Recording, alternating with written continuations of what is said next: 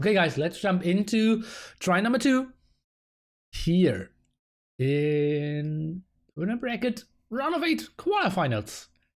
This will be against Argentina, and we still have the weird civilizations.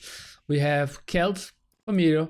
His flank will be FedEx with Britain, so that's good. Nikov with Hans, perfect positioning. And the Aztecs flank, who's already stealing a boar, is Monarch here.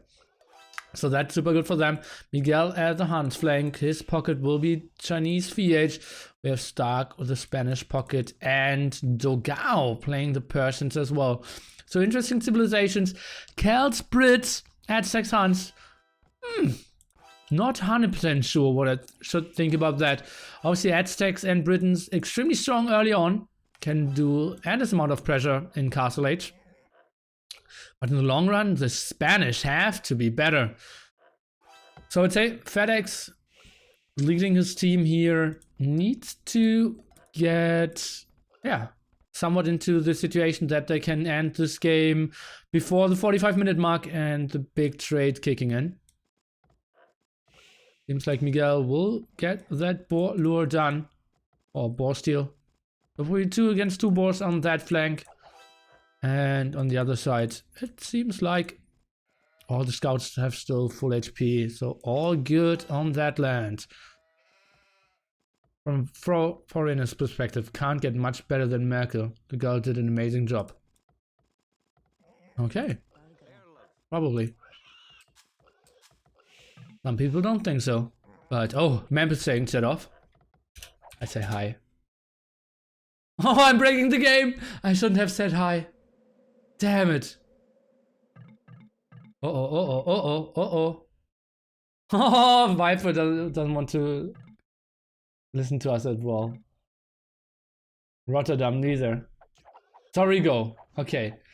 I think it should be forbidden to pause at 3:59. I think I will just casually unpause whenever I play and someone pauses at 3:59.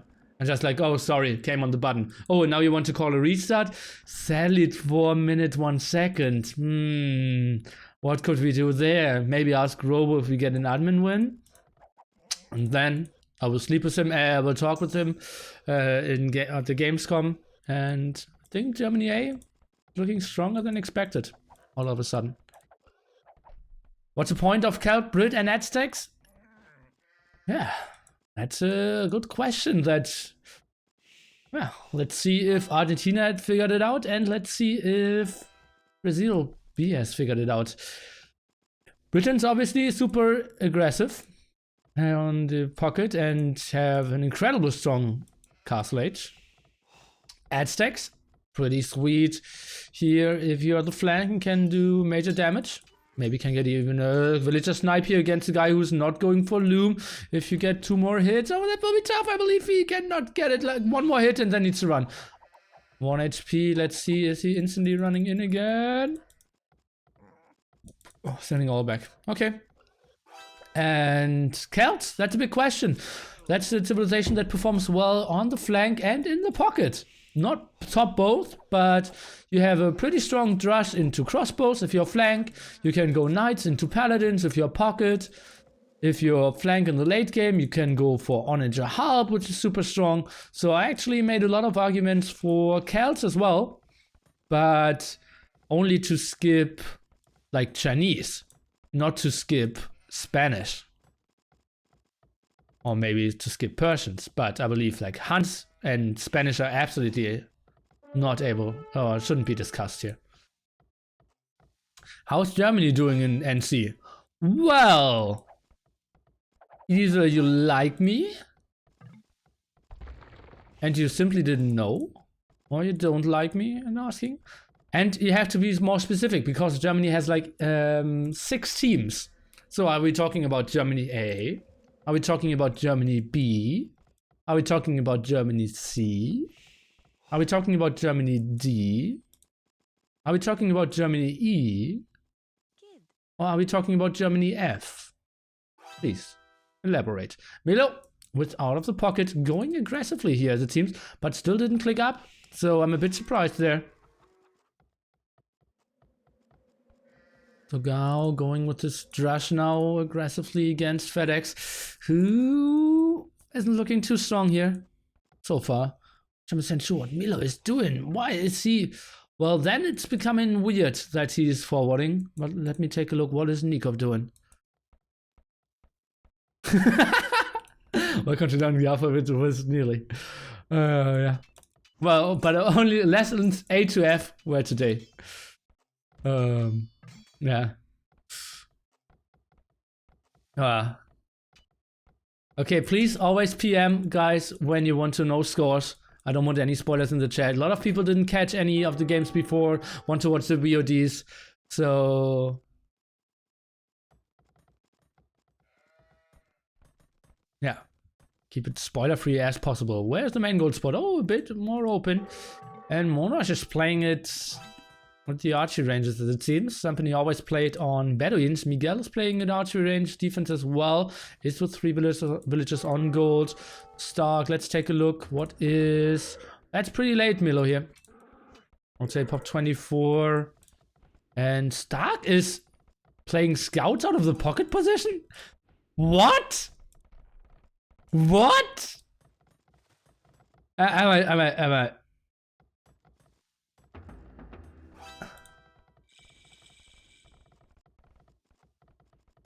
I seeing something wrong? And Stark is building his... what did Stark see? Is he a mastermind or is he a crazy person? Or is he both? So he didn't even scout his enemy. And now gets a villager here if he scouts that. Is getting a hit against the spearman. What is going on here? That villager is walled. And so, Stark is seeing the forward of Milo. And so Dogao is switching into archers after his rush is getting denied by the spearman. Did, yeah, some like denial time, but FedEx, oh, 2 kills. That's a bit surprising to me. Sometime Monos. I'm not really sure if I like that tower. I believe over here the tower would have been a bit better. Exactly that, because Miguel is now setting up the tower and the tower of Monos is not defending that. So the big problem, as I wanted to say before. Okay, so Stark. That's just so weird that he's going Spanish scout pocket. Nikov is now coming in with his scouts. So it's no one playing fast castle here. What is Fiat doing? Okay, Fiat is... did they agree on no one is going for fast castle here? What? We don't have a single player playing fast castle. That's, you know, New Arabia style. And so both pockets here are going for the scouts. Nikov is going for scouts. And we have Mio, the forward pocket. Incredible stuff here. I completely missed that. Sorry guys, it felt so standard for me that they would simply go for, yeah, the standard fast castle approach here. But it's not that standard anymore, as it seems. Fiat pretty aggressive here. And nice team wall here. Oh, not 100% sure if Fiat needs to get the quick wall or he will get raided. And yeah, he's very open at home here. And that will be extremely ugly for him. Archers and Spikeman in. Stark cannot really do too much against that. Sniping the archer here, archer there. That's pretty good. But Nikov debating that. Spearman in. Defensive tower now by Fiat. Great reaction. Pretty late double bit X here by FedEx. Now going for fletching. And that's a skirmisher war here. Brits against Persian. Interesting stuff. Okay. Well, that tower pretty ugly still. Mona's not really getting his gold. What is he doing at the moment? Oh, very distracted here at home. Was trying to fight off with all his villagers. The scout of VH were around. Trying to find some angle now. Nice walling here by Nikov. Needs to task those villagers back. Stark, is he trying to take an engagement? I believe that's a reasonable one against Nikov, but not with all the archers around. Maybe he's getting some kills in, but that's a lot of damage he took. Okay, pretty scrappy game here.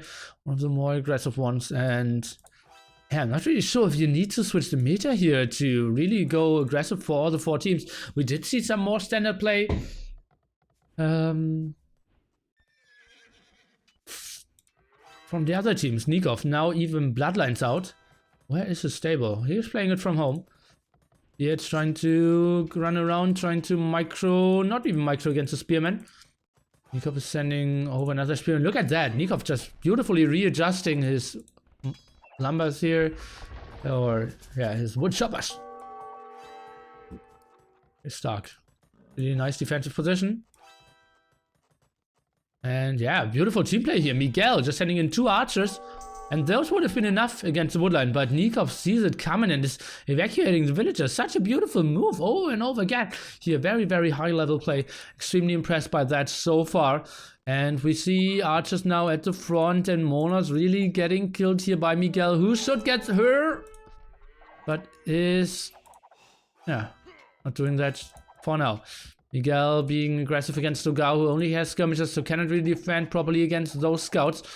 Doing 0 damage even if he... 1 damage even with the +1 attack. At the same time, FedEx is around. And Dogao in somewhat of a trouble. Stark getting scared away by a single spearman. Milo trying to be active over here, still the one with the forward base, very much in the middle. Let's take a look at overall villager counts, and the end 30s is everyone from... oh, Stark, the first one on the way to Castle Age. Everyone in the end 30s is from Brazil here, and we have a bit more spread out and a bit higher, I would say,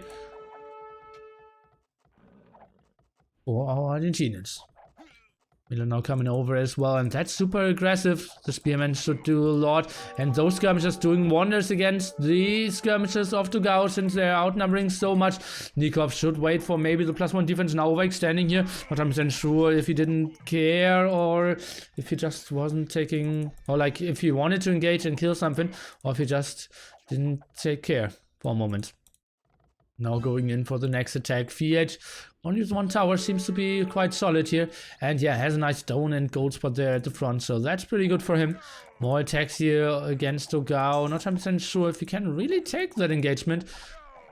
Some sweet kills here by FedEx, who is playing a very aggressive game, is sending in more and more skirmishes. Stark now, though, with bloodlines and +1 defense. Should be getting a lot of knights out pretty soon, and that should be very efficient. Nikov and Miguel on the way to Castle Age now as well, so is VH. So overall we have 3 of the Brazilians on the way to Castle Age and only 1 of our Argentinians. But the pressure continues here. Skirmishers now in that high of a number that they can even fight off a scout here with the +1 defense. And bloodlines. I'm not sure why Miguel needed to axe here, only for 3 scouts being around. And yeah, now we need spearmen out. FedEx, he needs to switch on to archers, onto mass archers actually. And to like at least 8 spearmen here that he can defend against those knights coming up. Because now soon it will be 4 knights or even 2 knights and 2 scouts. Could absolutely clear it up. I believe FedEx needs to retreat, and he knows that, and is going back. I wanted to say, but he's staying on the hill. I believe he needs to go back if he wants to have army left over when he reaches Castle Age. Monos now going away. Yeah, getting towered. Bosa's gold spot. That one is super offensively. Did not scout that one at the teams, and just trying to run around a bit. Not going too well for him. Milo coming in with the next raid, but Stark can easily clear that up. We can see FedEx now going for the defense. It's not on the way to Castle Age just yet. Miguel getting all the upgrades. Look at that. Botkin arrow, crossbowman, thumping, bowsaw. And we'll go for quite a nice aggressive move. And yeah, clearing up against the knights. Against the scouts. But knights now coming in. Plus the skirmishers, so that will be a nice clear up. Nikov with +2 as well. They are going for the very aggressive game here. And yeah, if they can get it so scrappy, then I believe Aztecs, Britons and Celts are actually a pretty reasonable pick here. Persians not performing too well. In feudal age, Chinese getting into some trouble as well. Let's take a look. That's such an easy spot to have a hole, and indeed he does. And now I want to see how the skirmishers will be able to defend that against 4 + 2 knights. The spearmen have to do wonders, and the positioning has to be beautiful here. Let's take a look if the walls are perfect. Not for now. FedEx trying to build a tower. Not 100% sure if that's the most reasonable spot. Stark trying to come over with knights from the other side as well. Okay, FedEx won't lose any more villagers. Oh, even saving that one. What a beautiful play here. But only for a short time. Buying himself a bit more time. Actually, it would have been open here over here all this time. So those villagers can easily go down pretty soon as well. FedEx only 40% castle age. Dogao already reached castle age. So he will come around, and that will be elite skirmishes and could be pretty ugly against FedEx here. Take another look. Small raiding here by Milo. How are we seeing things over here? VH now going for the raid against Nikov. We'll get one villager. We'll get maybe two villagers. Oh no, jumping into the GC last minute. And that will be dicey now. Let's take a look. Is Togao able to do the damage? I think he should stay more active. His micro is incredible. And maybe force out a fight here at the front. Oh, running in there. Not 100% sure if that was the best spot. Nikov now coming over. He needs someone to kill all those skirmishers. And then he's looking into a pretty reasonable army. But it's running into Stark, and Stark has nice numbers as well. That will be a big clash effect. FedEx trying to save all his villagers, but might be a little late. Nikov not having the numbers that Stark has as well here. Now trying to take the engagement against the hill. We have Milo coming in here. No bloodlines for him. Scammering away all the knights of Nikov. That's actually pretty good here for FedEx, buying him a bit more time. Going for the pikeman and botkin arrow. Not enough wood, I would reckon, to go for the elite skirmisher upgrade. Not having any villagers working here. Those had to be idled. Pretty tough spot for him. At the same time, Miguel is getting raided big time here. Of Monos, one villager down, and that will be some more. He did axe, but maybe it was Monos axing. And now trying to take the engagement to knights of FedEx or VH as well. And he is going for the +2 defense. Bloodlines on ballistics, so Miguel will be very well set up to go into a long castle age here with all the upgrades from before and now additional ones as well. Stark is running, and I'm quite surprised. It felt like he had so much more. And yeah, let's see how that turns out and how the ecos are looking. We have 3 TCs running for Mio. FedEx trying to get a second one. Only 40 villagers. Monos playing it very low eco here. Not 100% sure if by choice though. And yeah, especially the gold situation is pretty bad for him. Got completely cleared up here over here. No surprise there. Against the +2 knights and a lot of army of Miguel. But in big engagement over here. Stark is trying to defend now. Nikov. Take a look. Is he adding stables? He is sitting at 3 at the moment. His villager count is at 59. And Brazil B's villager count just looking so much better. Look at that. Lowest is at 60. At the other side, Argentina, the highest is 59. Military a bit better for, actually no one. Pretty even, I would say. Elite skirmishers. And yeah, that's just a big story. The villager production here. And the overall eco. For our Brazilians. Nikov trying to find some raids against Miguel. Can't really get them done. Nice. Yeah, zoning out here. Lots of walls around.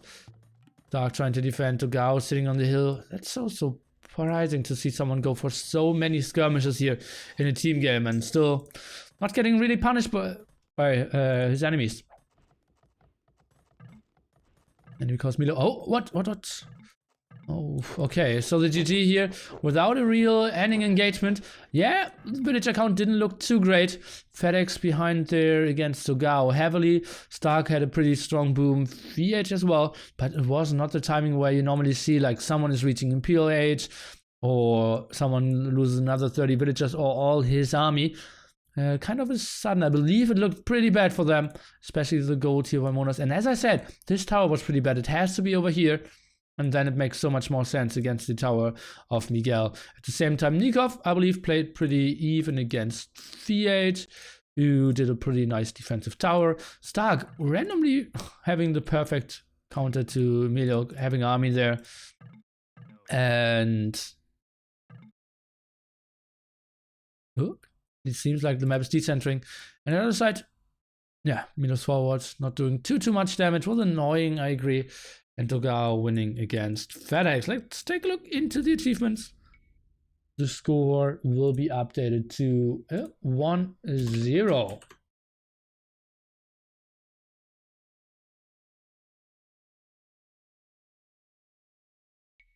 But if the biggest story here is really the villager count, look at that, 89, 72, 70 and 68. Compare that to the Argentinians, 46, 62, 49, 63. So they were heavily behind when it came to the villager count.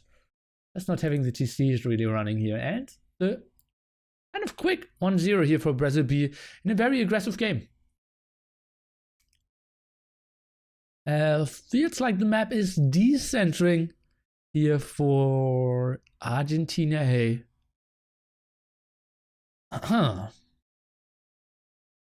Being a villager in AOE must be horrible. I believe so as well, yeah.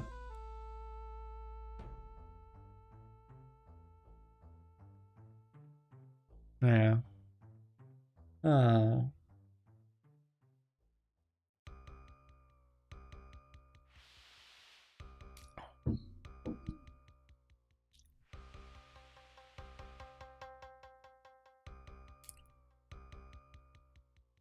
Decentering, I believe, is a map.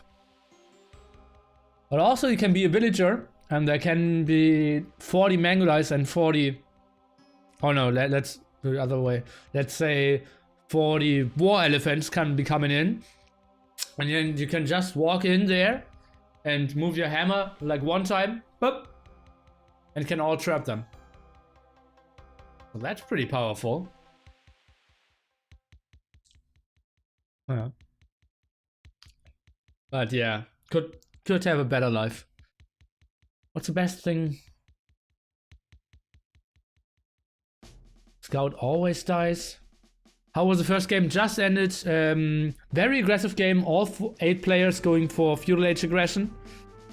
And oh, no spoilers. Yeah.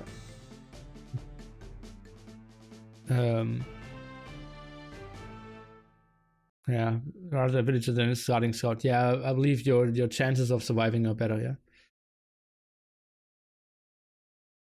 All 8 feudal aggression, yeah, indeed. And then... Oh, Phoenix, that will never work. All feudal age aggression and Brazil just took way less damage.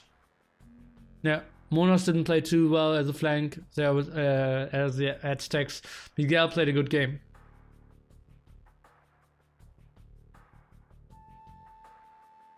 Foster, it doesn't have to do anything with me. It's AOC zone. I said after all the matches are played today. That's what I recommended. So I would say after this series, probably the announcement will be.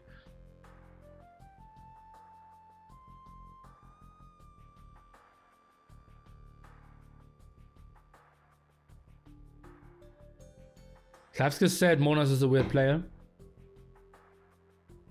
What is he trying to say with that?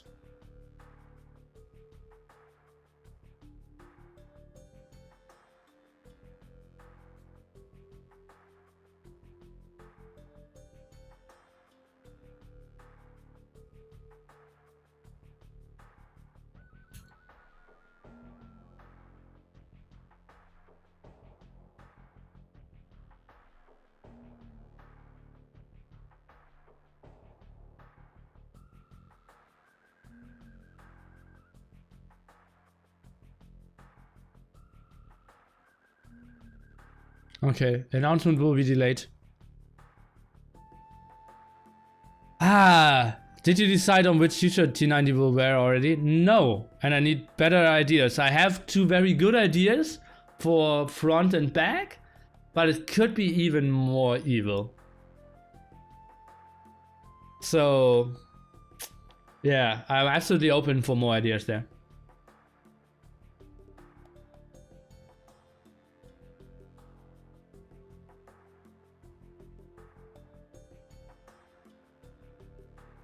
The announcement that you have all come to your senses and the finals will how And now we between whoever wins the winner's bracket for the best team in the world USAA.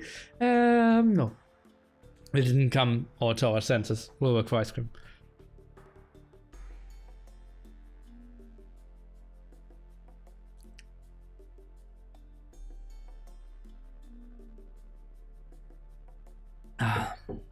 If you have any more ideas, teacher that says T90 jokes. Weird. Okay, spec delay started. 450, guys. Most likely decentering.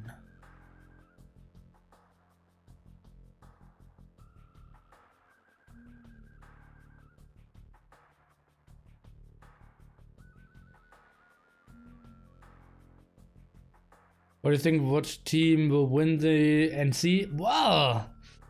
That has gotten way tougher today. If as White Storm Finland, I would have had an easy pick. Oof.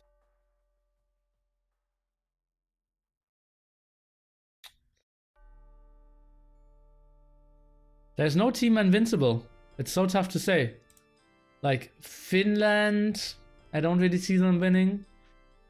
Canada, I don't see them winning. Frantic, I don't see them winning. SY, I saw them winning 6 hours ago. Brazil A, no chance. Vietnam A, no chance. Argentina, no chance. Maybe Brazil B. Sounds weird, but that's a team that I would say has the least weaknesses at the moment. Yeah. But they don't feel, on paper they aren't that strong as well. So it is super interesting, honestly, and that's what I love about this Nations Cup and this tournament in general.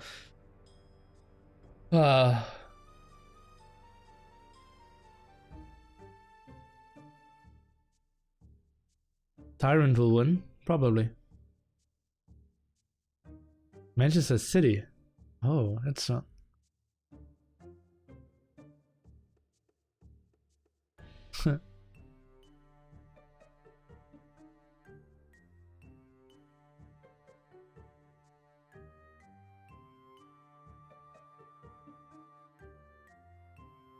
SY will come back. Well, it's tough for them now. Just think about it. They will play Canada next game. Then they will play the loser of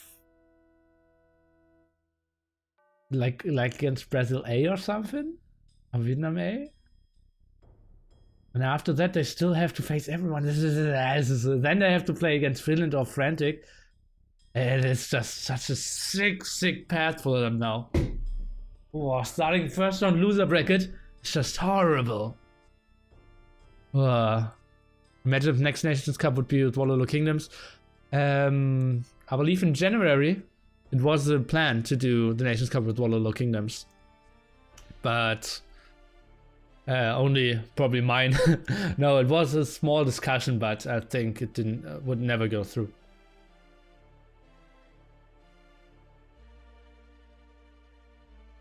Due to how the bracket work, one of the teams is guaranteed not to make finals. China as well, Brazil A, Brazil B.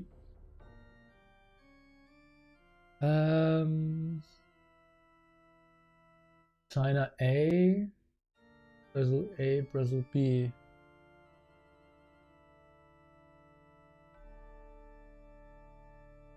Yeah, that's true. It can. Loser game 30.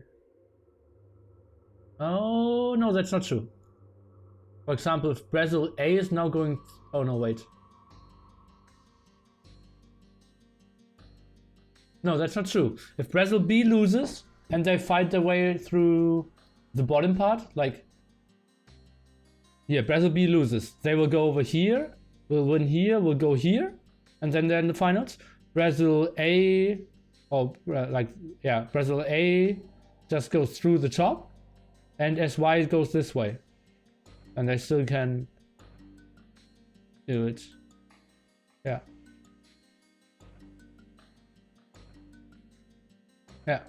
But yeah, weird scenario. It's unlikely that all three will make it. I would say we can jump into decentering the home map of Argentina A. They don't want to go 2-0 down with the Brazil B home map following here. So let's see if they can get the W. This is magic, nearly moving around. PogChamp! Okay, we see Milo sadly starting without any villagers on his starting island. Here on decentering. Just kidding, he's already on the outside. Playing the Persians. We have Patin playing as Sincere nickname. Is playing the Chinese. We have FedEx playing the Vikings. And Nikov going with the Mayans. Pretty standard build up here. We have Stark building Mayans flank going to the outside. We have Dogao. More pause here. Play Persians. We have Fiat with the Chinese going for the water battle and Miguel for the water as well. Magic fingers, indeed. You're not the first one who says that. Kappa Pride.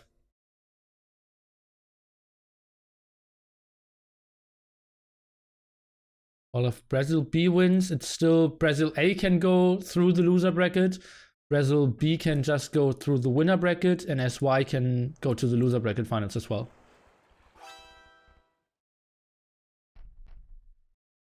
Why is that perf?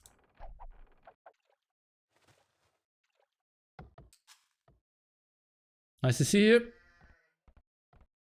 Getting 2 shawfish. Good stuff. Kappa Pride. Thank you, box. Obviously, decentering, pretty uninteresting at the start. Stark has a nice GC here as well. Close to the gold. 2 shawfish as well. Yeah, I would say 2. Maybe even 3 if you're generous. And close to the wood as well. Go, reasonable spot as well. All good here, I would say. Yeah. Okay, how this works, we have 4 players playing on the outside now, and we have 4 players playing for the middle. The Vikings and Chinese are crushing, the Mayans and Persians are doing something on land. The Mayans will try to do some sneaking around, trying to get some archers into the woodlines of the enemies. And if someone is crushing and gets 5 archers with fletching into his woodline, obviously the crush is basically lost. So better wall up yourself, tower up yourself, do something to defend, and try to win the water, get the fish control, and win the game.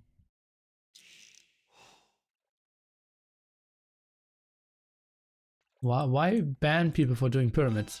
Like, if you do it once, it's totally fine. If you're completely destroying the chat and all conversations, then it's obviously not okay.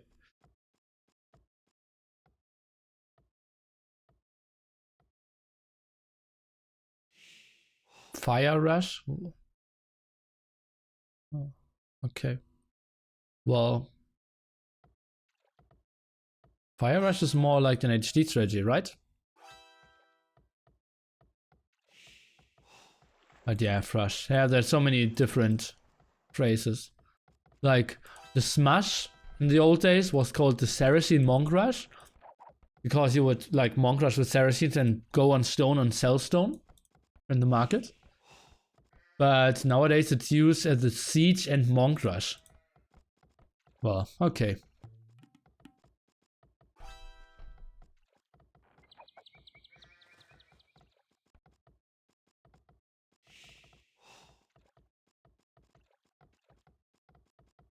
Ah, fire galleys. Ah, that's true.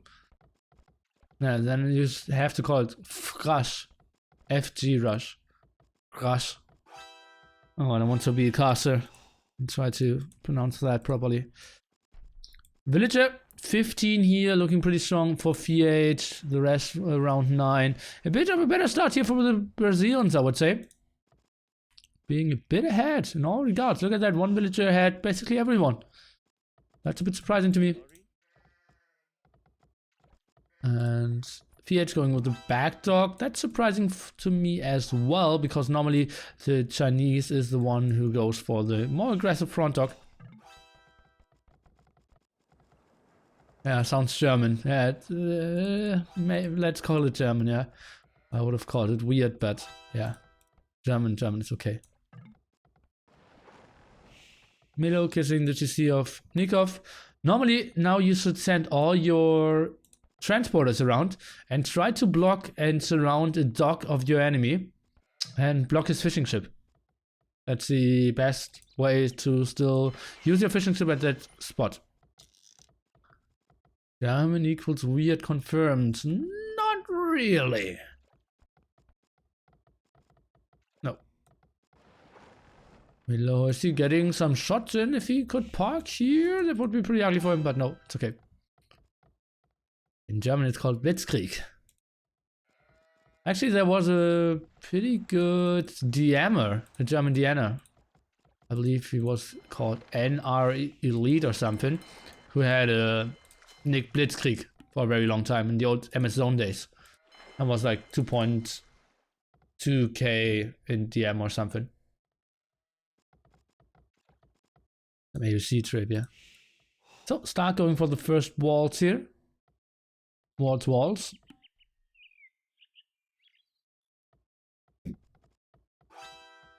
But the tricky thing will be, can you still scout against all the transporters coming in? Because Star can obviously, since everyone has a transporter, get 5 archers around here, maybe even 1 villager and build 2 archer ranges here. Yeah. And be super efficient that way. Uptiming is pretty solid here, especially for the Viking. Miguel here, hello. That's pretty solid. For Patin and Miguel, something in the range that I would absolutely expect. And we see FedEx a bit later. Not getting that sheep as early as, for example, Miguel here. And that seems like a pretty solid build-up. Is he playing it? Oh! Miguel played it without a dock. And 17 villagers only. Okay. Okay, so that's a pretty all-in strategy here by Miguel. No fishing ship.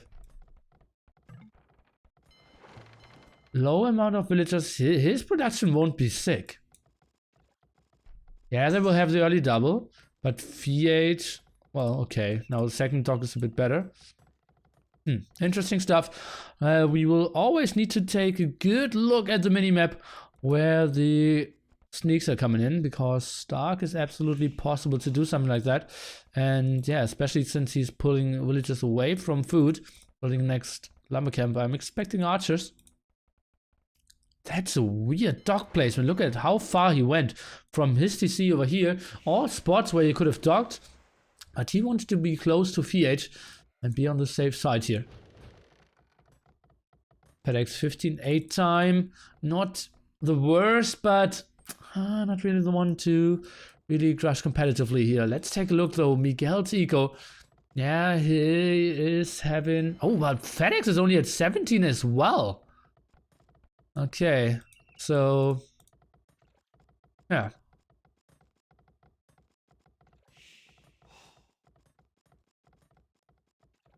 Huh.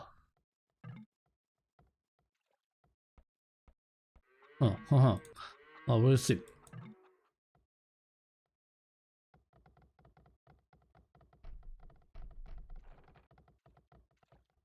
There we go. Now setting himself up to go for reasonable castle age timing. Milo actually losing his transporter here. Obviously he already has all his villagers over at his main island, but still it is pretty good for scouting. But VH shouldn't yeah, follow that. Better try to kill a fishing ship now than a transporter. Especially of a Persian or Marian player. Patin now going for the crash over here. Only has 2 dogs out though. And Miguel with his 3 dogs. Let's take a look if he can take an engagement. Could take 3 against 3 galleys with the help of VH maybe. And trying to go for some sneaky raids here is Miguel.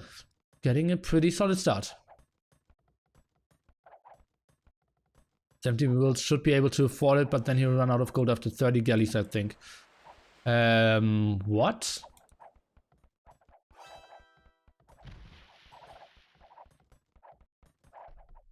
Well, never do math on stream, but one pile is enough to build 30 galleys. Or is it? 20? No. 800 divided by 24. It's higher than 30. Oh god, never do math on stream. Okay. But yeah, it has to be. 720. Yeah. So he can build like more than 90 galleys if you're Vikings. Getting the raids in now from the back here, and that's not the greatest thing. 2,400 gold is 30 galleys? What? 30 galleys is 720 gold, no? 80 gold, what? It's 30 gold, 24 for Vikings. Okay, there's one guy worse than me. So we solved that puzzle. And, Miguel in a world of trouble here against Conceded, which is partying. But now coming around and killing his fish quite a bit. Nikov, Dogao, both up. Probably the two superstars of the teams. And where are the... Man, Stark up to Castle Age, so he is going for Plumed Archers. Where is the Mayan Sky of... why I'm confused. Okay, sneaky stable of Mio here. Ah yeah, okay. So Persian's only now clicking up, and he did sneak a stable around. And that will be pretty ugly. Let's see how much damage he will be able to do. And we can see now trying to get the walls up here is to go at the right hand side. But those are a bit too offensive if you ask me. And that will be some villager kills guaranteed here. Uh-oh, still Miguel in a world of trouble. Look at that. 18 villagers now. And... He's like, don't do math before class.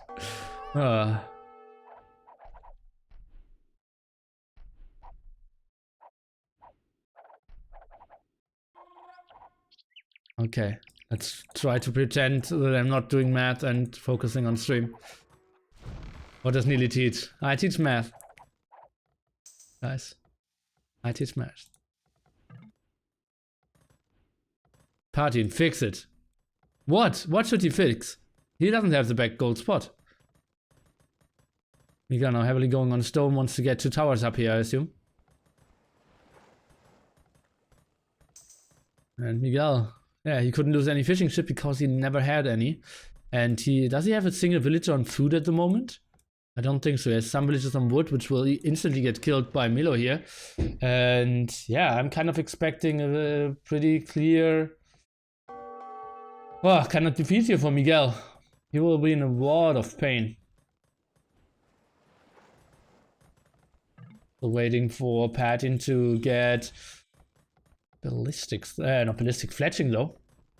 Oh, Patin could get some kills here against VH. Getting a villager, now getting a lot of the transporters. To go with the fire ship out. And that's not the greatest positioning here. VH actually going in, taking a lot more damage than he actually normally wanted to. And let's see, Milo now with the Sneaky Knights is building a stable. Is VH seeing that? I believe without Town Watch it is a close spot.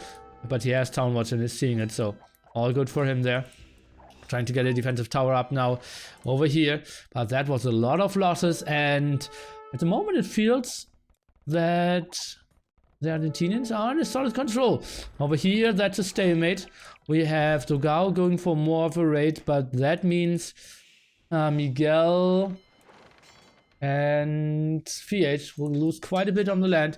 Dogao now going for the camel defense, so that's probably a good option against the Knights of Milo. And that was a lot of dead villagers here for Miguel, and he's not looking too great. Look at that. Pop 24 now, 16 villagers only. And yeah, it's not getting higher. I don't really see how he can recover. It doesn't seem like he has a transporter as well. Trying to get some villagers rolling again. And not the greatest game for him.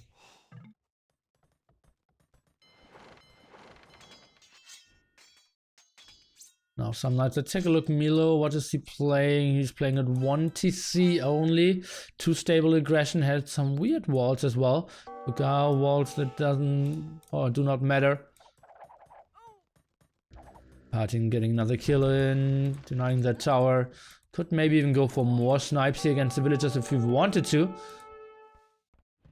Take a look. Milo retreating. Maybe a monastery indeed. That's a good choice here by Milo if I've ever seen one. Tugao staying on his one camel defense approach. Yet trying to wall a bit. And yeah, the camel finally down. Take a look how this continues. VH trying to defend and free Miguel here.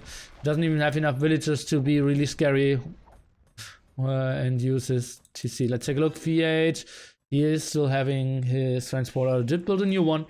So it's looking reasonable for him. Where are the fishing ships of... Yeah, our fishing ship count is super low. 222. So, yeah, that doesn't really matter at all here. See some stone walls now on the outside here of Patin. Not 100% sure how much that will give you as a protection. But yeah, I can see the reasoning behind it.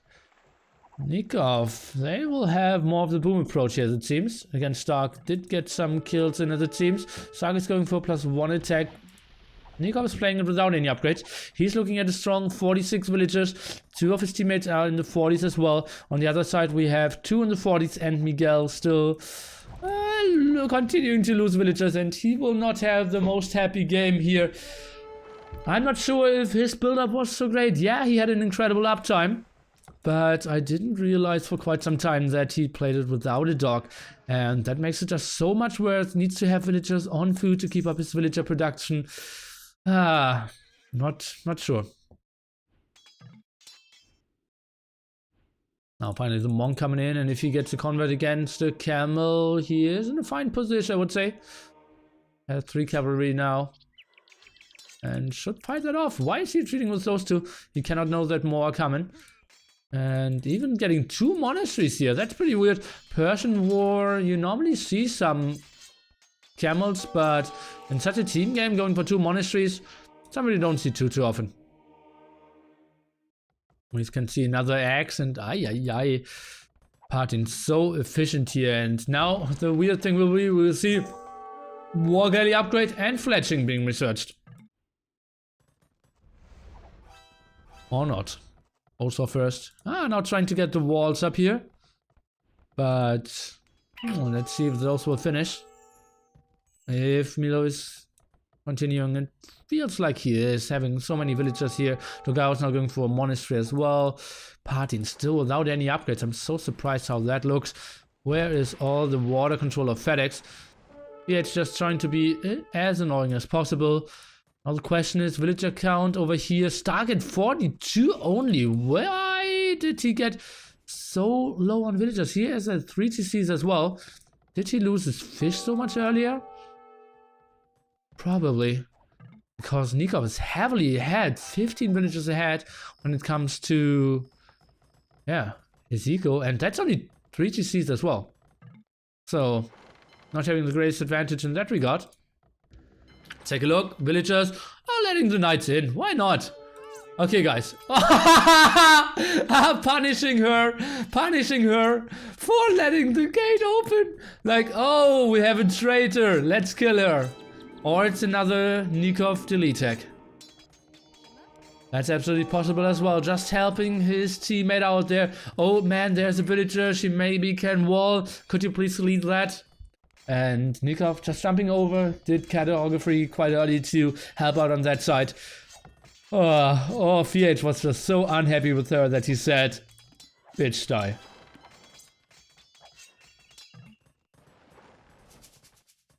VH, so very far stuck in the feudal age. Out of the 4 Grushers, we only have 1 in Castle Age. Now the second one going up there. The 4 Castle Age players still running around in Castle Age. I wouldn't be surprised if Nikov clicks up at some point, and indeed, he has already quite nice resources, and then maybe can get into a trap war against Stark, who shouldn't be looking too strong on his side. Indeed, 100 food for him only. Not having the greatest eco. Miguel continues, and that is a lot of monks here by Milo. Let's take a look how many converts he's getting. Trying to re-micro a bit. A weird choice, if you ask me. I think he could have had some of good converts. Only getting 1 convert in now. That felt like a spot where he could have gotten 2-3 converts. Dogao going for another stable. Is adding knights now. I'm not 100% sure if I like that, or actually I know that I don't like that. Yeah. Leave camels is a good choice. And yeah, some more monks won't hurt either. If you want to go super crazy, light cav is an option as well. And I hear a sling. Miguel tributed to you, and we are in Stark's position. So we can see the sling. Miguel completely switching away, and his strong 27 villager eco absolutely boosting Stark now towards the Imperial Age. Especially because 60% of all the resources sent are arriving. On this case, even less.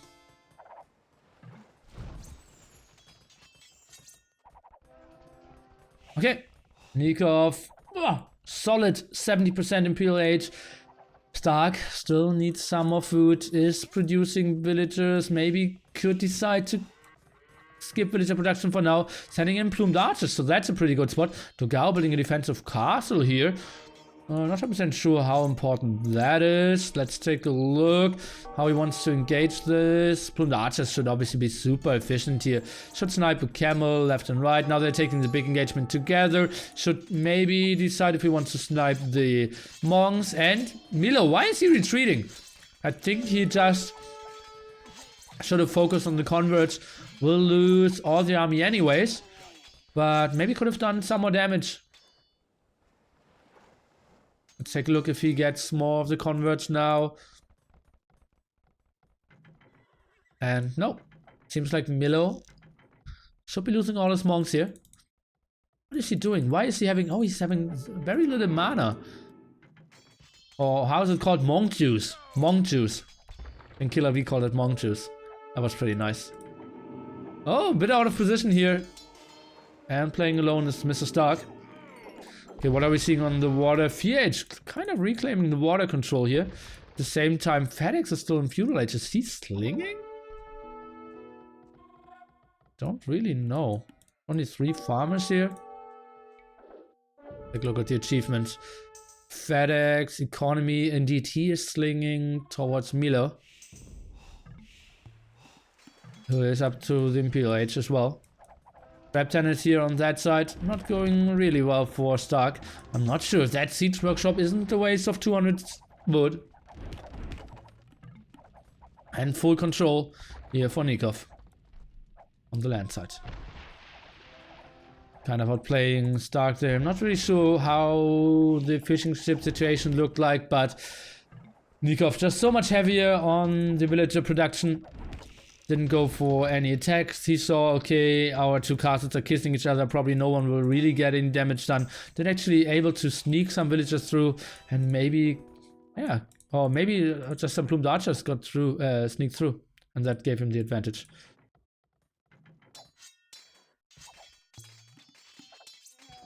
Some easy converts now for Milo here. Dogao, not 100% sure what he can do. Probably will lose most of his camels. Now some slinging continues to Stark. But what can he do? Already lost the castle. His castle count at the moment is 1. And that's just finished. Loading endless amount of resources there, endless amount of food. At the same time, Dogao is going for the +2 defense, so maybe he is able to do something here. But Milo, I believe he should be in full control. Going for extra stables, and we'll go for cavaliers, monks. That will be a nice aggression. Dogao actually very ballsy, trying to go outside here. And yeah, get the gold spot. When we take a look at the minimap, nothing too special happening anywhere. We could have taken a mill here, if you ask me. That's really pretty DMR farms here. Okay, FH and Miguel going for the full sling onto Stark, who is only going for rams.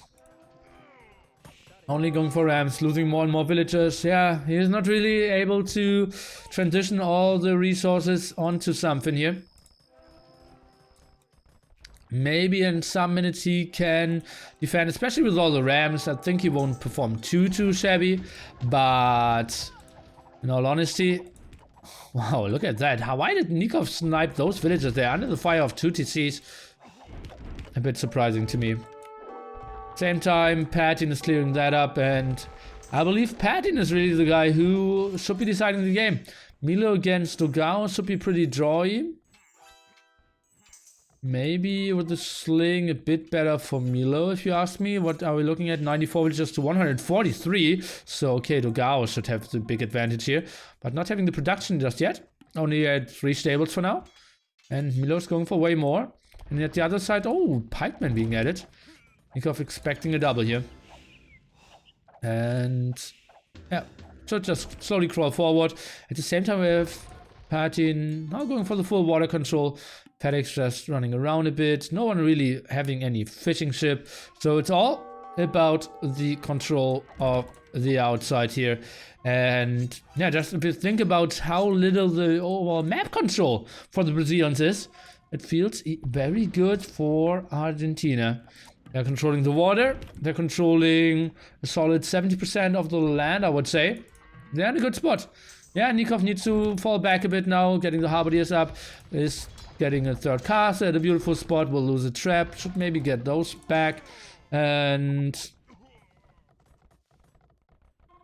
yeah, but I think he cannot really be pushed. Although that's a lot of siege rams.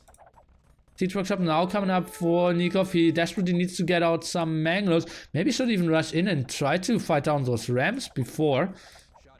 And just try to get as many arrows done. Let's take a look. Star cannot really fight in that range of the castles here. And for now only houses are dying. One ram down, second one really low. And that's a lot of arrows flying. At the moment, Stark, yeah, he really needs to regroup. And if he had like 10 rams, he could absolutely smash that down. But for now, Nikov with the hold. And at the same time, Milo can just regroup. Dogao has everything on the left-hand side. He's going for the paladins now. So Dogao in a beautiful spot in this game. The only one really at the pop limit. Nikov is pretty close to it though. But oh, let's take a look how this plays out. Stark just wasting so many rams. It feels like he already wasted 3 rams to kill 2 houses. Let's see, Nikov going for Thumbring a bit later than he would love to, but like didn't get the huge major engagements so far. Oh, it seems like Miguel lost his transporter after all and is now trying. Oh no, he just wanted to be, yeah, with double efficiency. And FedEx around. Even going for Elite Eagle Warriors. How are we getting into that situation? Nikov must have an incredible ego. Look at 123, 70 military. And playing the full 2v1. Obviously he will die here. But just trying to deny his death as long as possible. Trying to get some kills done. And then Milo can push on the other side. I believe he should retreat a bit further into the range of his 2 castles. Is getting another castle up. Milo's coming over with stables though, and then they can fight a reasonable 2v1. Why is the push on this right-hand side so slow? It feels like, yeah, FedEx is not really getting the sling rolling. They have the water control, but not getting onto endless amount of fishing ship as well. Onagers at a beautiful positioning here. Nikov really playing this very smart. Focusing on the back castle first here is Stark, and yeah, those 2 castles will go down. Not in the greatest position here is Nikov at all. But he's just counting on Milo slowly saving the day. And remember, Patin. He's the guy who should do wonders here. Shouldn't go too much onto water, because they need him on land as well. Or maybe is Dogao pushing this back here on the left-hand side, because the push on the right-hand side is still very slow. But now Patin is coming in, and those 2 canoes have no answer if they are behind the equal amount of paladins of Dogao against Milo. So, Nikov suddenly from having Onager, Plumed Archer, Halberdier, Eagle Warrior, Suddenly dropping down to pop 130, losing all his castles. Not looking too great when it comes to overall control. Yeah, he has a nice amount of gold piles still. But yeah, only looking at 23 military here.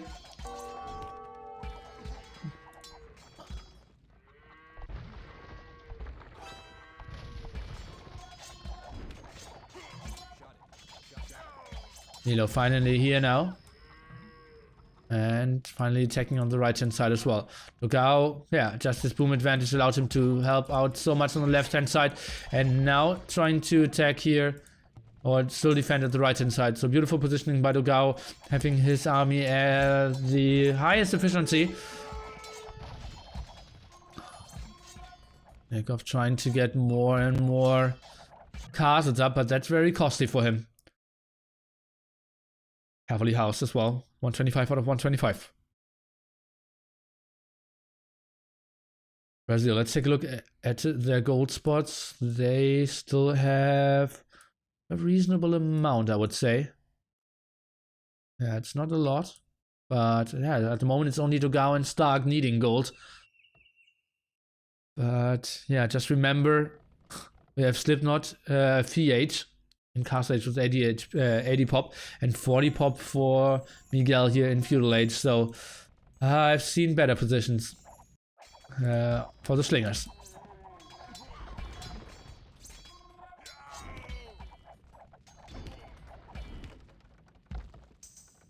And for Halberdiers now, the Halberdier tech, I would say. Is partying. Still very slow there with the Tucanus there, focusing mainly on the water control. But water isn't that important anymore. Nikov needs to hold, and that castle, well, won't produce too much. Because they're just losing so much ground here. Trying to crawl forward now a bit further. And the traps are moving forward. I believe his plumed archer count won't really get that high. He is switching onto more Halberdiers and onto more Eagle Warriors, it seems. This castle instantly dies. Look at that, one plumed archer maybe. Not gaining a lot of time. Lugao now trying with the sneak villagers to maybe do some damage. Maybe send 1-2 transporters over and just land some paladins. Would absolutely be an option. At the same time, Milo is pushing, Partin is pushing. Uh-oh, Milo at the left-hand side, and yeah, overall score just so deadly, and Brazil is just pushing here.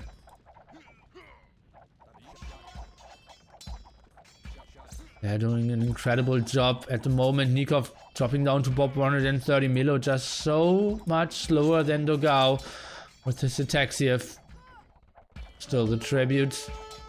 FedEx is slinging Nikov. Partin is slinging Milo and Nikov.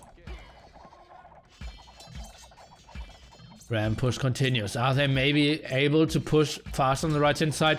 Then they're dying at the left hand side. Nikov, another 2 castles. Still no HP upgrade on those.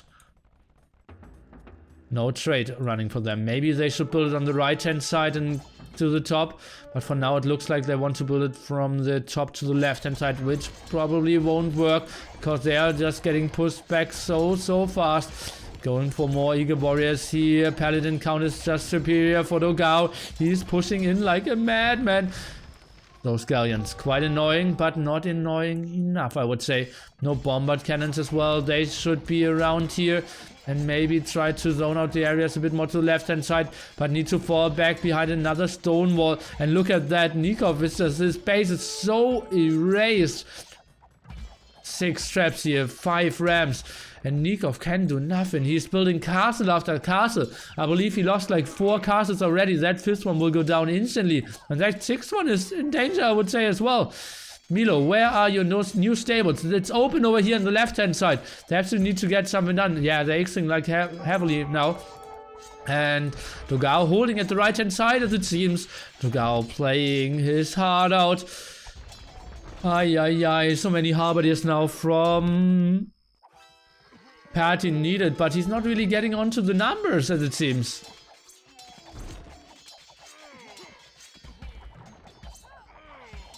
Brazil be? Are they turning this game around? They looked so shaky at points, but Stark looking in pop 200 to go at 160. At the left hand side, he's pushing with Paladin. Right hand side, yeah, it's looking tough. Milo is pushing in here, but at the same time, they gained so much ground. Now trying to set up the trade. Maybe towards the left-hand side. Are we seeing any other trade setups? Not really. Maybe this villager is waiting for her task.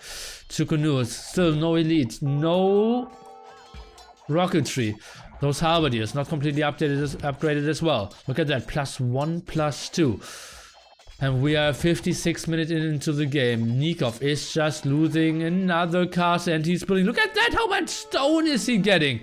Jesus Christ. He's building 2 more castles. Just trying to buy more and more time for his team. Milo is building more stable. They are trying to get something done here, but at the same time the push needs to come in the right hand side, but the push is coming and Dogao is losing a lot of his farmers, dropping down to 90 villagers. That's another aggressive castle, and that's a spot where Partin can push alone, I would say. I think Milo shouldn't build any more paladins at that side, only at the left hand side, and try to desperately defend. Plumed archers now in for Nikov in reasonable numbers again. Overall population, I would say, looks better for the Brazilians, but only because Fies is at pop 100. Overall, it might even be pretty damn close. Uh-oh, and it's the first time they try to take an engagement. All the paladins of Dogao out of position. Maybe they can snipe all the traps, but maybe they will just sacrifice another castle. If only Nikov had masonry, that would help them out so much more. Defense, now the monks converting here against the paladins. Horrible positioning here by Dogao. Look at that, 70% of his army not really fighting. The rest is kissing halberdiers at the front and is getting converted in the back. Beautiful move here by the Argentinians, trying to fight it back. Dogao is trying to push here, and I believe he can, yeah, roughly outmatch this. Or actually, his production is enormous. But at what cost? It's super cost efficient. They still don't have trade. Remember, all the map control is in favor here of the Brazilians. Dogao, of the Argentinians. Dogao trying to go for a sneaky stable. Let's take a look here. Big engagement. We completely missed that. We can see the castle number 12 or something is going down. Paladins. Milo, what is he going? Why is he going back here? He absolutely could have stayed there and continued to fight. Maybe the patrol was a bit out of position. The Rams now, Argentina is opening those walls with the Rams, and now we see Nikov retreating while the halberdiers are coming in, and finally the push is stopped. The castle is safe. Nikov stabilizes. Pop 80 for him. He's still the guy getting the full sling. Pop 45 when it comes to villagers. Maybe now going back on gold. Should get the trade up running, and the push of Stark is continuing though. Stark did clear up the raids, and the big problem is Stark did send a lot of army to the right hand side because they know right hand side needs to be stopped, and that's mass halberdiers. So Chukunu's from Fiat now out of the castle age, I believe. Indeed, FedEx to feudal age. In the meanwhile, Miguel made it to castle age as well. Nice boomer. Castle ratings here by Dogao. I'm not sure where his leftover villager is. Still, no team really was straight. A bit more map control at the moment, I would say, for no one. Feels a bit 50-50. Water control still for Partin. Not sure where he's having his galleons though. Did he lead all his galleons? For the quick scrolling here, I think he did. Interesting stuff. Lead Chukunu and rocketry, so those Rams won't really kill that castle. Is there any chance to watch that in Boobly? Yes. Go to the tournament lobby. Oh, mid-range market here by Stark. Maybe just to sell some wood or something. Yeah, but mostly the teams don't allow it. So probably this game you don't have any chances. Nikov now asking for some food. Wants to go on to more halberdiers and eagle warriors. Plumed archer amount isn't very high by him as well. Military 33. Trying to maybe take another engagement against Stark here. Where is Milo's army at the moment? Tough to really say. Milo, 13 military only. Harvard is pushing here. What a great game by both parties. Togao taking a horrible fight. Ram after ram going down. Chokonu's doing short work. Now the plumed archers killing the Harbardiers. But is that really what they need? Plumed archers now in range of the castle as well. There's no real siege that can do a lot. VH now going for the skirmishes as well. Nikov trying to find another angle. FedEx, weird TC placement here. Yeah, we saw 50 units die there. Let's build another TC.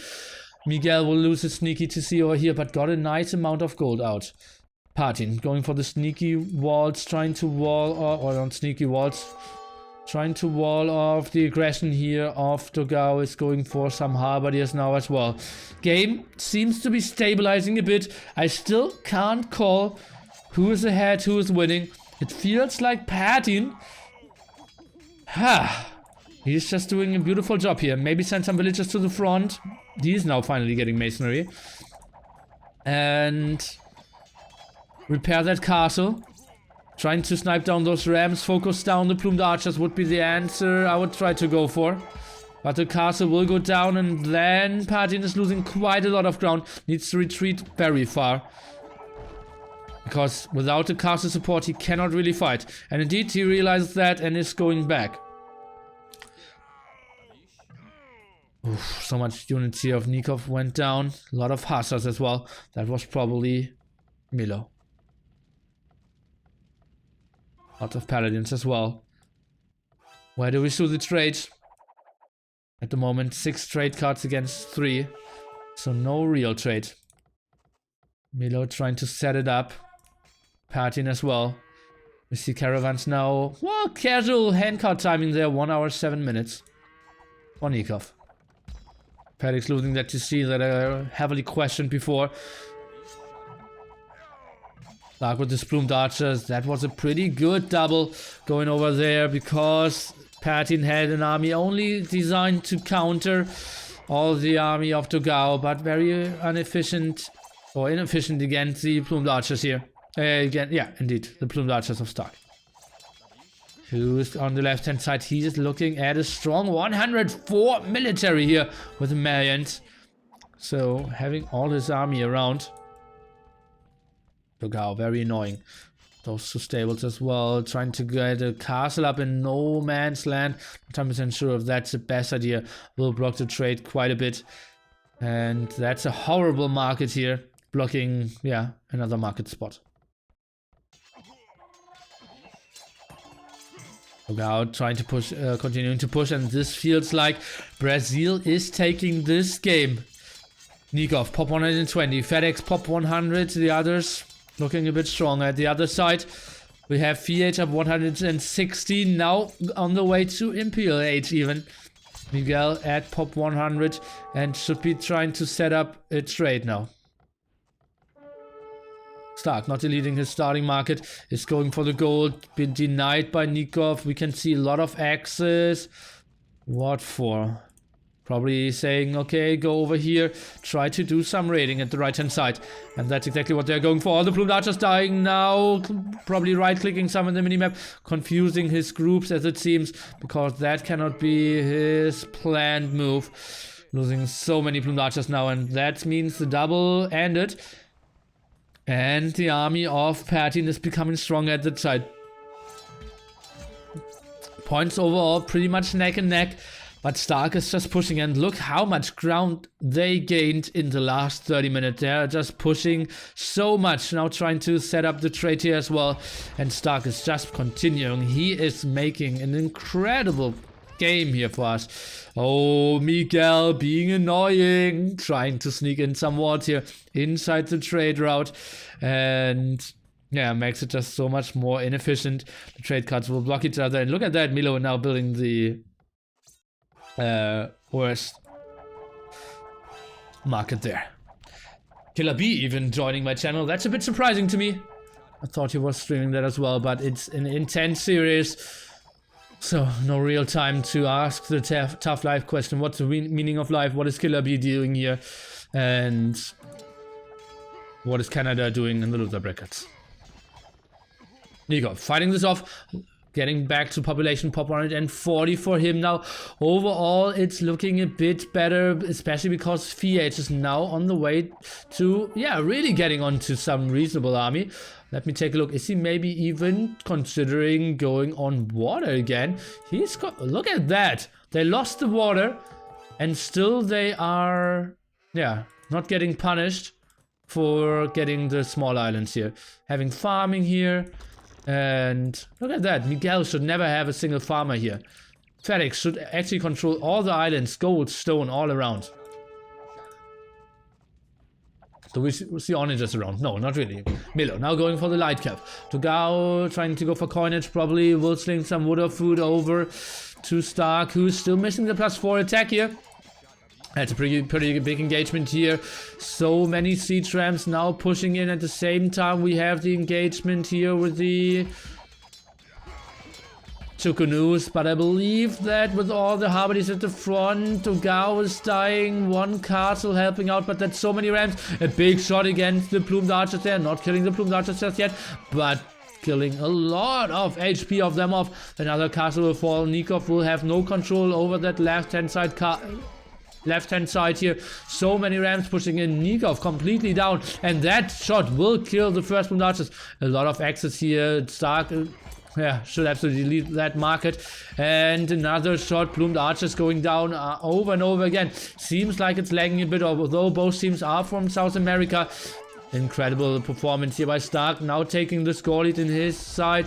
At the same time, VH is going for the big skirmisher army, and yeah, that seems to, yeah, defend pretty well against Partin here, but not too well against Milo. But he is not attacking those skirmishers. He is trying to go for some sneaky raids. A lot of trade cards out now. Let's take a look. 21 for VH, 38 for Togao. So they are setting themselves up for the very long game. Normally the slingers have to do the yeah, real work there when it comes to setting up the trade. But Miguel is more of the, I will try to deny the other straight guy.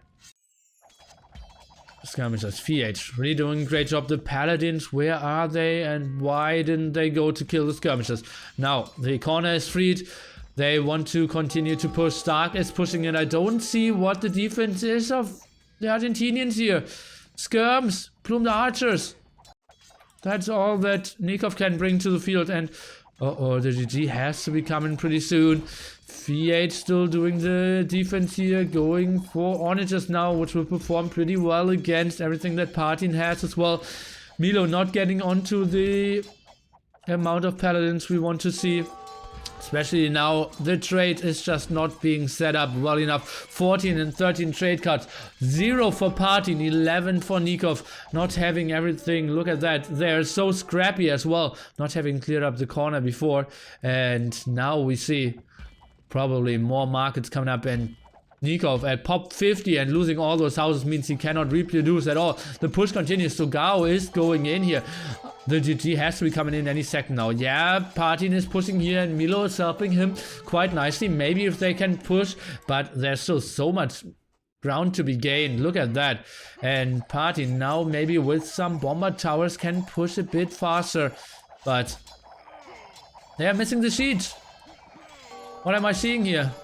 1 ram, 2 rams with very low HP. If he had 20 rams and 20 paladins extra, I would say okay, they can maybe do an incredible push here.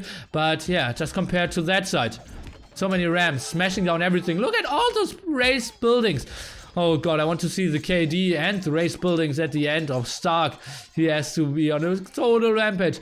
Nikov trying to fall back even further, but every plumed archer he loses now is such just so costly for him. Oh, some FedEx walls here. He sneaked in some villagers and tried to block that off. What a sneaky move, but yeah, absolutely not game deciding because noticed in time. Stark pushing in. Where is the answer to those plumed archers? I don't see it on the map. Deleting a market here. Felix actually walled in a market with that villager. What is going on here? And yeah, those 3 halberdiers won't do it. And finally, the GG. Argentina realizes, damn, guys, we did through this game. That's a great game. to really analyze and go into what went wrong there, because that was pretty interesting. Milo's transition into Paladins was just super slow. We had Patin, I believe, going on water for too long, therefore he didn't sling at all. Nikov played an incredible game, was heavily ahead against Stark, who only was able to do some damage because he got the double sling. So it was Stogao, it was 100, basically 145 villagers there against Milo 100. And yeah, couldn't do the damage.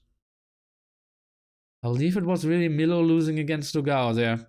And Nikov not winning hard enough. Oof, interesting stuff. Okay, military, where's the buildings raised? 252 buildings raised here for Stark. Ay, ay, ay. Compare that to the other side, Patin, the guy who pushed the most, with 64 only. Nikov lost most of them, 232 buildings lost. Aye. Yeah, they didn't use their water advantage. Well, water advantage isn't that important, especially if you don't go for cannon galleons. The gold spots were pretty far to the outside as well. So, yeah, as you can see, no galleons out on the map here at all. They could have done something, but not enough. Not enough. 2-0 for Brazil B. I predicted a 3-0.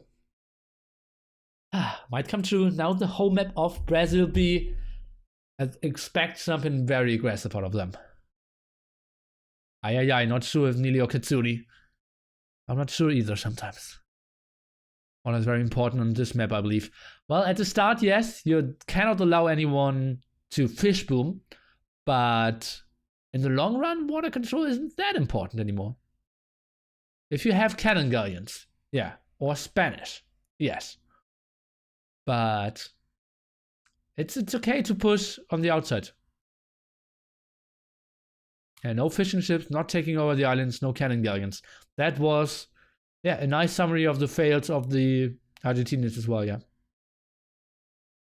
I think Brazil B should play something completely standard. Yeah, I won't mind Ghost Lake. Yeah, for sure, I agree.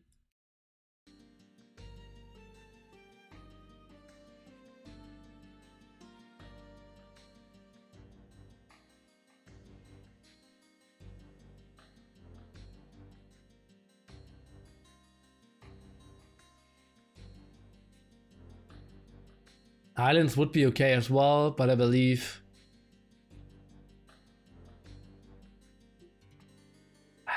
Islands isn't as figured out as Ghost Lake.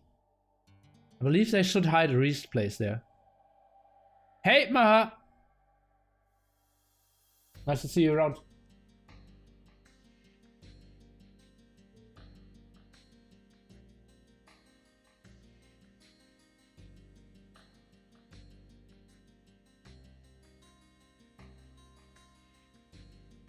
I'm so disappointed in Canada that I'm now planning to fleeing to Mexico instead. Are these games live? Yes! Like 99% of the games I'm doing here are live. And if they're regs, then I'm explicitly saying that. But I'm not a big fan of reg games. This case is special because they were played today and I don't know the results yet. I didn't get spoiled, and yeah, they should be incredible. Enjoy the show, Paul.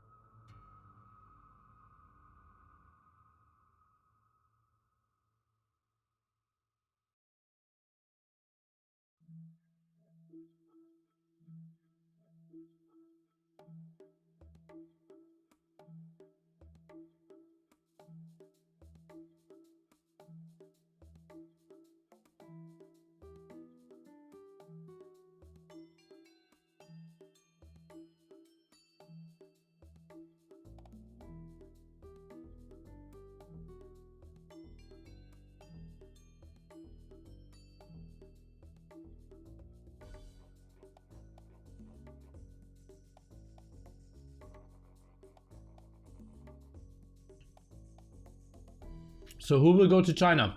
4 teams. Those 2 from the winner bracket finals, and those 2 from the loser bracket finals.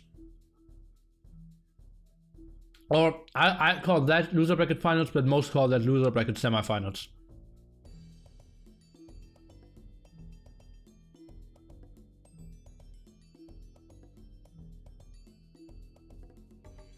Lily, what's for dinner? Asian noodles with carrots, beans, corn, and grilled onions.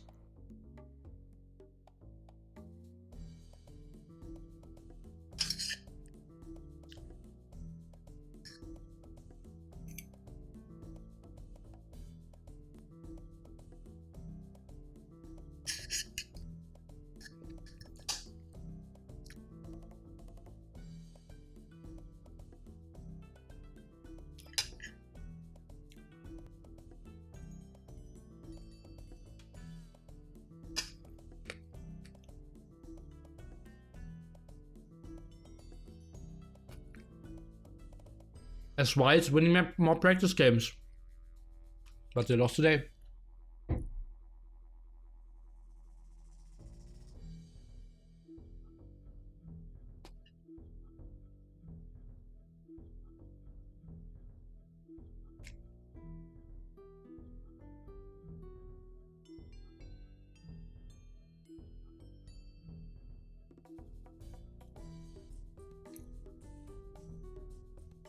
There might be no China team going to China. Yes.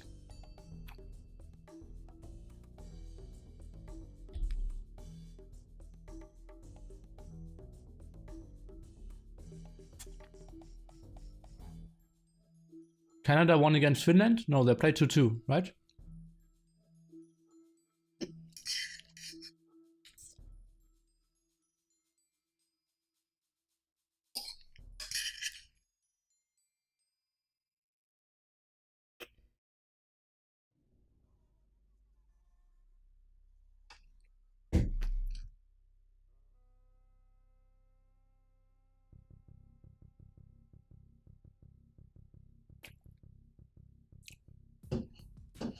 Look at the bracket if you want to know who played against SY.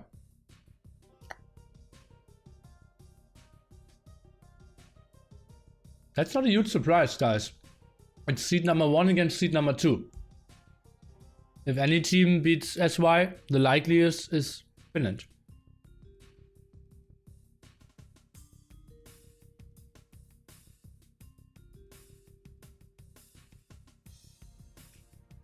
That's right, Donkey Pro.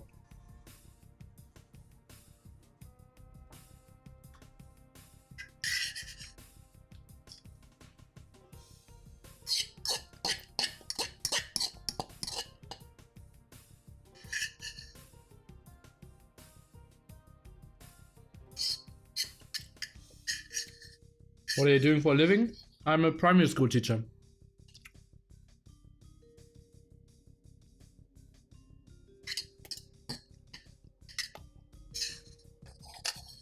But my main income is poker.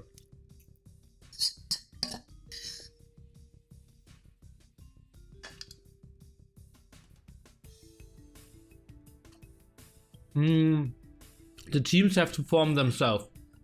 So, yeah, the players.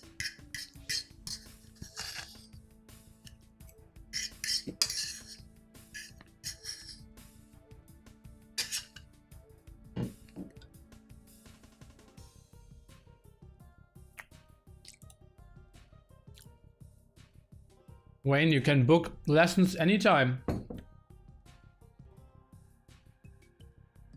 Probably for 75% of the cost if we stream it.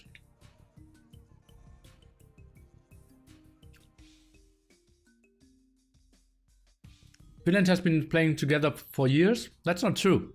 Like Belize wasn't around 1 year ago. No.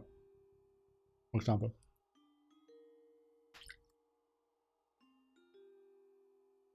They haven't played any tournament games together. What subjects are you teaching? Math and social science. Mathe und Sachunterricht.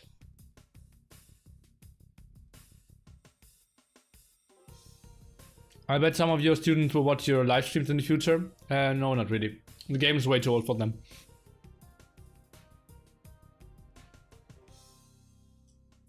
Do you think a combination of Brazil A and B would be stronger than the current makeups of Brazil A and B? Yes. That's what everyone is saying. And a lot of people feared that both teams are too weak to contest the top 4, but a dream team would be the strongest team. Like Dogao, Miguel, Fire, Riot.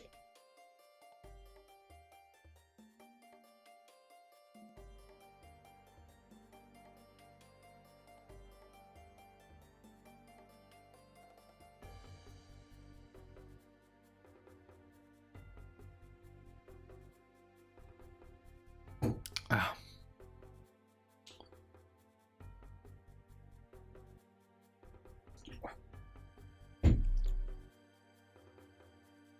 Dogao Stark. I believe. No, I believe not Stark. I believe Fire, Miguel, Rio Dogao. Do you know why they split the way they did? Yes, because of friendships.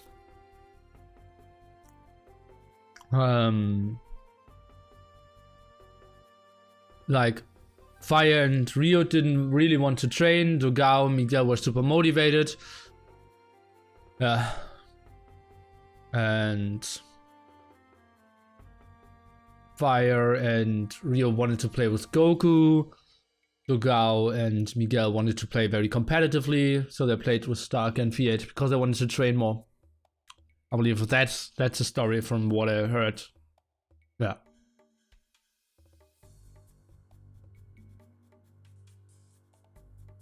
Steve, could you do me a favor and ask all your questions in English, because like 90% of the chat is English here. And yeah, just somewhat rude. But let's jump into the game, I would say, and take a look at the home map here of Brazil B, which indeed is. Oh, how come you come to that conclusion? Oh, maybe Fire can give us the answer. Oh, Fire, well, you can tell us why those teams came together. In the meantime, we can take a look. FedEx Hunts. Monos. Japanese. Pocket here. Mongol sneak off. Patin is going for the Vikings. We have Vikings for Dogao as well. Stark is playing the Japanese. Miguel Hans and PH for the Mongols.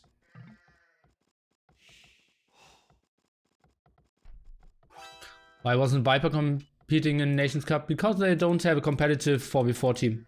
And he didn't feel like playing for like 9th place or 12th place or something if he can't compete for the top 4.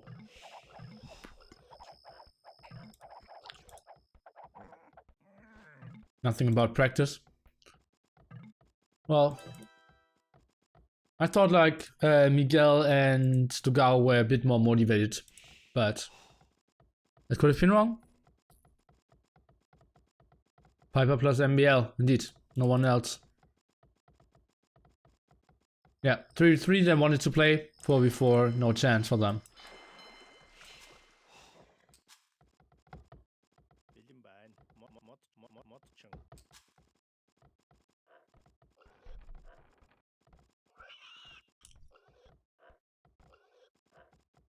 So Fire, how did you form the teams? Very fight, Fire.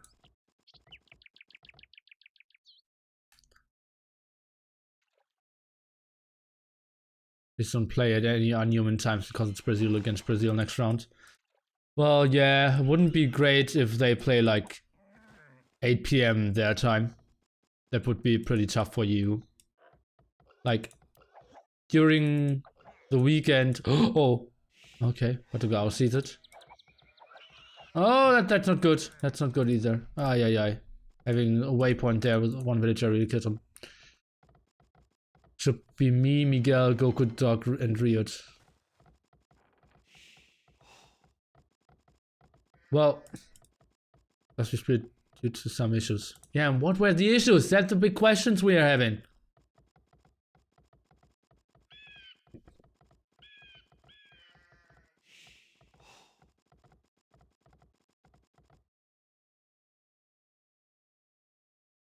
Ah, no.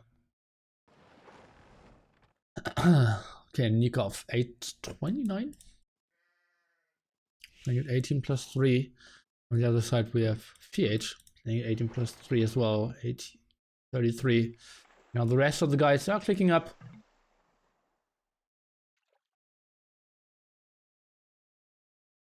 Me and Riot are hard workers, my friend. Yeah, so.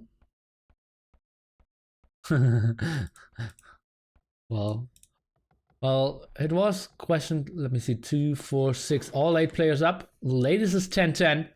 Togao and Monos. Pretty solid timings overall. 10-10, latest uptime. Feels pretty damn sharp, I would say. A lot of people without Loom.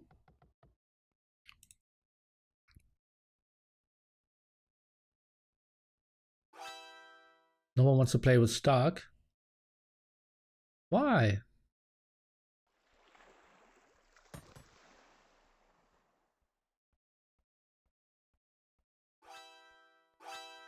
Brazil A against Brazil B. Let's take a look at that. Please, no spoilers.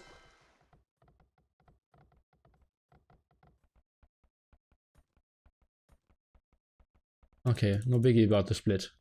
We'll see that. How you will talk to each other when we are in China.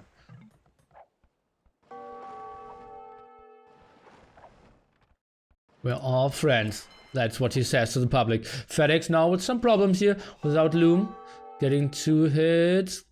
Could only take 4. And now some aggression. Not a single kill yet, but FedEx a bit slower. Let's take a look. That will be ugly for him.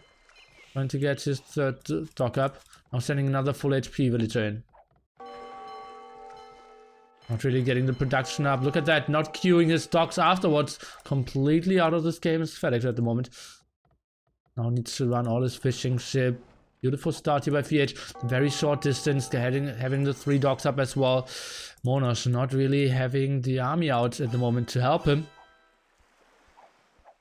But not camping that dock. Was maybe a small mistake here by VH. Take a look, Miguel coming in now as well. Stark is around and we see him fighting off against Partin. Where is Togao? Reducing here at the front, now chasing those 2 galleys away.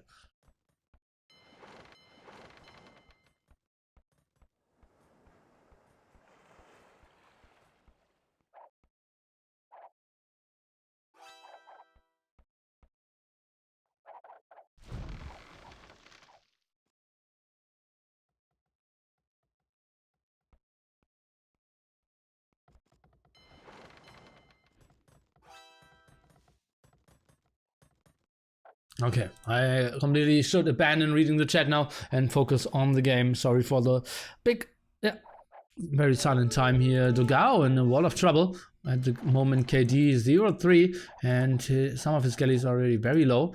And they're getting pushed back quite a bit. Take a look, Partin trying to take another engagement here. Yet still with the heavy pressure here against FedEx. With a very short distance, Mongols against Huns. Always very ugly. The Mongols are so close and able to do all the pressure onto you. Fletching now for Monos on the way, but so and for Nikov as well. So they got it up a bit earlier.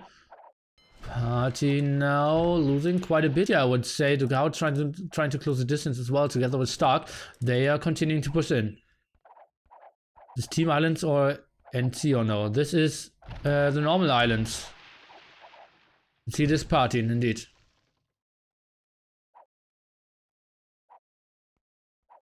Is Team Islands in Nations Cup or not? I believe it's not a possible map to be picked, no. I don't think so. It is, okay. I will check the rules after the game. Because that's really the truth. VH now going for the fletching. Dogao trying to run properly here. His KD still very shabby with 1-3. VH on the other side trying to put on the pressure here together with Miguel. But maybe catch that Galio off guard as well. Monos with his 4 dogs getting pushed back quite heavily. I hear an archery range of FedEx. Preparing that at home, maybe trying to sneak in 5 archers with fletching in that spot, and VH would be heavily out of position, cannot really do much against that, I would say. Miguel trying to close down the distance, and it looks like he has the better numbers. 14 military for him overall against only 8 for Monos here, and closing down the distance. That looks so bad for Monos. At the other side, I would say, looks pretty even. So we give the advantage to the Brazilians for now. Dogao trying to micro a lot here, but he is not really getting the kills done. But now, advancing to 5-5 KD. So doing a better job than at the start, for sure. We will keep an eye on those archers. Uh-oh, it was scared away his transporter here. So that's pretty ugly for him. But VH is not reacting with an archery range himself. He is reacting with a market. Now going for wheelbarrow, an upgrade that you don't see too often before reaching Castle Age here on islands, because wheelbarrow obviously working best for farmers, and yeah, you don't have a lot of farms most of the time on islands. FedEx still without the fletching, very late blacksmiths didn't help. Not trying to take another engagement against VH maybe. T-minus isn't the map pool. Okay. Dogao trying to get some snipes done. Stark going in as well. It's really tough to micro in that scenarios. No split micro at all here. You can see fire and just movement all the time. Now FedEx is trying to land. Shouldn't he take 5 archers? Yes, he should. Is waiting for fletching as well. Needs to wait for the 5th one, then jump over. Let's see, is PH reacting at all at the moment? He is not seeing that. Archers are getting over to the other side, but why 4? He needs to have 5. Gives him 1 less volley to kill those archers. VH sees it in time, is trying to get some walls off here. Let's take a look if it's enough. 13 HP. What is... Oh, that's 17 HP on that stone wall. He can still get it done, I would say. Not getting a single villager. Not the greatest execution here by FedEx. And it seems like VH is doing fine here with the defense. Got the walls up over here. That's the part that he cannot attack.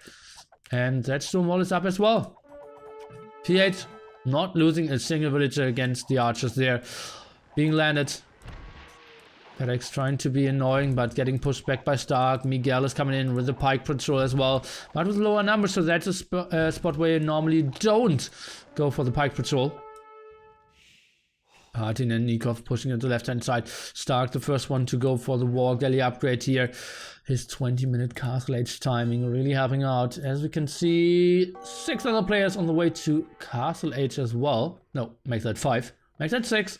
And the only player missing is FedEx here, who is looking at a, pretty weak 70 food count only. Where is Stark's army? Heavily pulled out of position, so FedEx doing the best work with his army that he can. Watch Pike Patrol. That's spamming patrol and trying to click behind your enemy, and that forces all your back ship to catch up with the first ship, and therefore your whole group is moving a bit faster. And you can chase armies. For example, let me see if we can see the scenario. For example, now you can see Monos is trying to catch up with Miguel, and if he did pike patrol, he would go a bit faster than Miguel if he just clicked away. And Miguel cannot do pike patrol because he obviously doesn't want to get into patrol, move, and attack because he's running away. And Northern Pike is the one who did it kind of first, and therefore, that's his name. Here to Miguel, full control here. Those archers won't do anything. Siege workshop is up. Stone walls are up as well.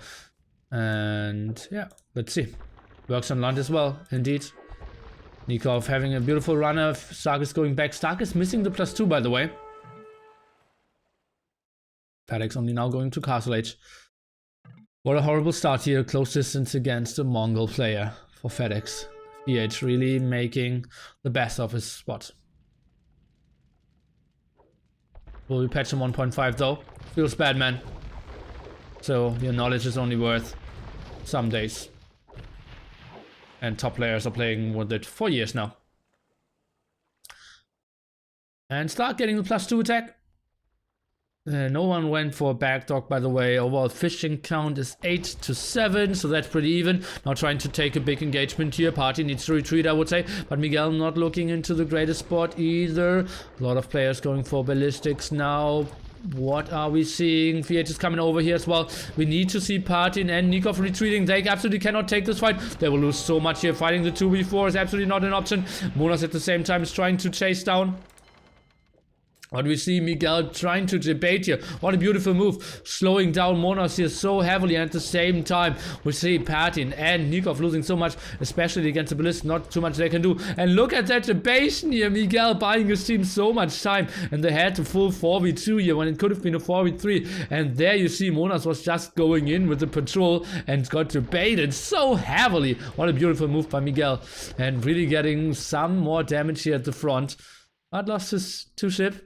And Monas now completely out of position. Cannot really help Nikov. Cannot really help Partin. And it's looking very good for Brazil B here to take this 3-0. And therefore the most convincing win here. Is Partin the best Argentinian water player? I would say it's still Nikov, but... Well, some people might say Partin. The thing is... he isn't playing on his top level like he used to in the old Nations Cups. So it's tough to judge. And yeah, I'm watching a lot of AOC, but it's still tough to say if you see a player like play 3 competitive island games a year to really judge how good he is. Because there's so many different situations. And he's just not active enough to really judge his skill, I would say. Having your best player with Vikings isn't always ideal, I think. Okay, give me scenarios where it's not ideal, because basically every team is going for it.